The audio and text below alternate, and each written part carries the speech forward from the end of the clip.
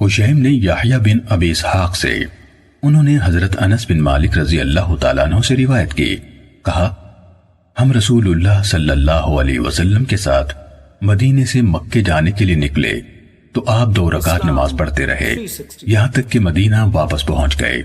راوی نے حضرت انس رضی اللہ تعالیٰ عنہ سے پوچھا آپ مکے میں کتنا عرصہ ٹھہرے؟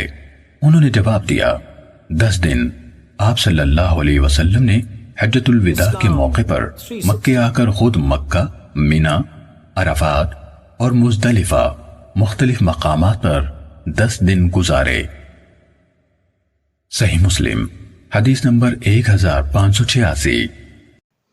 اللہ سبحانہ و تعالی آپ کو جزائے خیر دے۔ اللہ ہم سب کو صحت مند زندگی عطا فرمائے، ہم سب کے تمام صغیرہ و کبیرہ اور جانے انجانے میں کیے گئے تمام گناہوں کو معاف فرمائے، اور ہم سب کی چھوٹی چھوٹی نیکیوں کو اپنے حضور قبول فرما لے۔